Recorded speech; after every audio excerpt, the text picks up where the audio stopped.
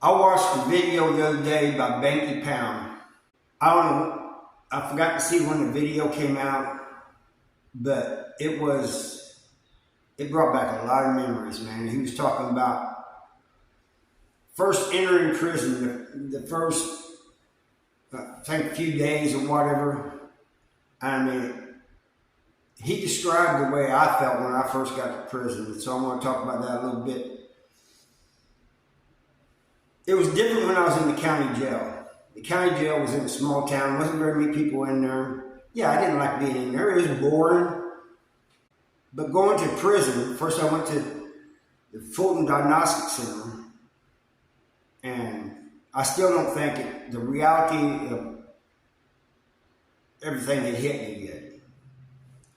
Then they sent me to Missouri State Penitentiary, the worst prison in Missouri. When you get in there, you know, it's all bars in the front, several walks of bars, cells. Yeah, everybody yelling and everything. They put you in a cell. But first, before they did that, they put me in R&O, which is reception and orientation. And I was there for maybe a week. It was single man cells, and there was single man cells. So you're just sitting there and it's hot, just sitting there and the sweat pouring off you. You're confused, you know? It's not just that you're like, oh man, what did I get myself into, which was what was going through my mind, but it was everything. It was the heat, it was the noise, there's a different smell there. Come to find out that was the lye soap that they made there. It was just a different culture, you know, from going from a farm to that. And, you know, then they moved me to 3 house and put me on the bottom walk, which they called the flag. And I was thinking to myself, man, what did I get myself into? My cellie, he didn't say much at first, you know. And finally he said, this is a wake-up call, isn't it? And I said, yeah. He goes, you better be prepared. I said, prepared for what? And he says, any and everything. He said, when you came to this prison, your mom and dad didn't come with you. Your lawyer didn't come with you. You're here alone. Don't trust anybody. I said, nobody? I said, we're talking. He goes, don't trust me. He goes, you don't know me. And there's all noise, and there's people yelling, saying, hey man, Slim, where you from, man? You know, all kinds of things, you know, you don't know whether to answer or not, and you know, this is what was going through my head, you know. And people coming up to the bar, hey man, where you from? And finally I told one guy, and he said, because he said he was from Steelville, and that's not too far from where I was from, and I told him that I was from Phelps County. He goes, oh, well, we're basically homeboys. I didn't know really what that meant.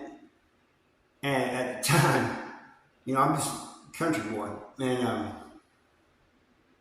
after he leaves, my son said, man, don't get too friendly with these people, man. And he goes, some of them generally want to know where you're from in case you came from their area, but some of them are just trying to talk to you. They're trying to fill you out.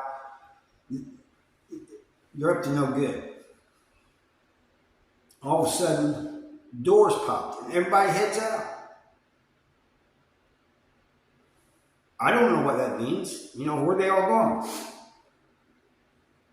So my son said, it's chow time. So everybody, I just followed everybody else. You know, I don't even know where I'm going. Get down there to the chow hall. Now, a lot of people have told me my cellie should have been there with me and told me the rules and everything, but I sat on the wrong side. This black guy came up, said, "You're in my seat." All right, sorry about that. I moved around to the next seat. He goes, "That's my partner's seat." He was going to give me a piece of free advice. Your kind sits over there. Anyway, I go over there and I eventually find a seat. Now I was told to keep that seat. Don't let nobody take that seat from me. This was a rule set by the prisoners, convicts. And so we leave, and I find my cellie, and he's going out to the yard. Everybody's going out to the yard. And back then, they let all the housing units out at the same time. So I'm just walking around. Like I said, I don't know what to do or anything like that. And some of his friends come up and introduced themselves to me and everything, and started schooling and everything. Tell me what's what, this and that. But I go back to the cell. Eventually, we go back to the cell, and I found out from all these rules, you got the prison rules set by the staff in the prison, and then you got the convict rules. Not following the convict rules because you get deleted, or at least seriously hurt.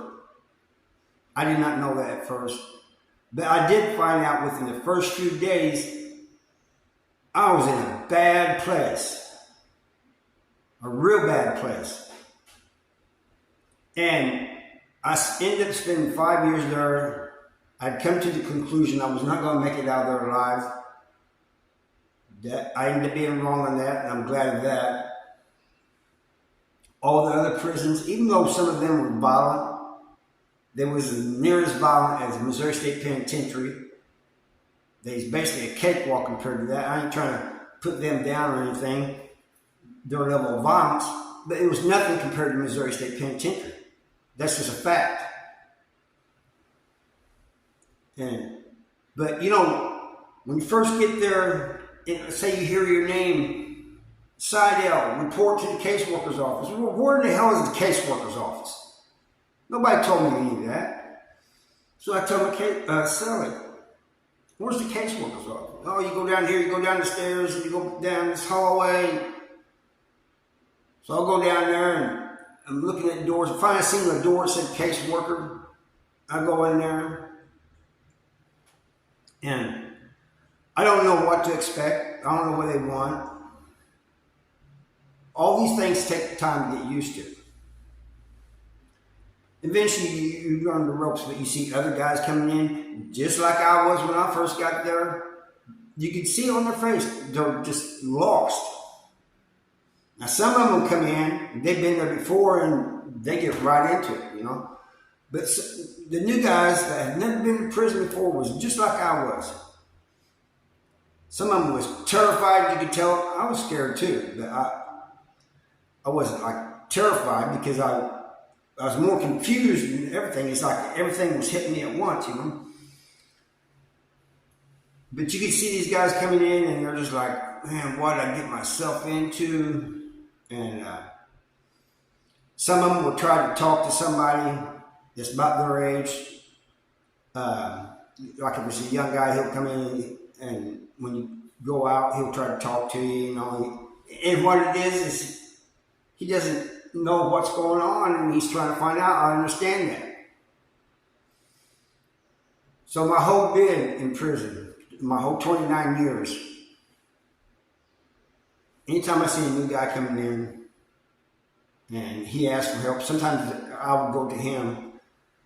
I always try to school him on the prison things and tell him what's going on and everything because, man, it is a horrible feeling not knowing what is going on. And you're just stuck in all this yelling and stuff. And it's a whole new lingo. You have to learn the language of the place, everything. So I want to thank Banky Pound for doing that video because, it just brought home, brought back all these memories. Not good memories, but at the same time, it's something I feel needs to be told. Because this is what you're in for. And if you're not ready to play by the prison rules, you may not be going home. If you do, it may be in a 6-foot zone. But that's just the truth of the situation. Anyway, I thank you for watching, and I'll see you next time. Bye.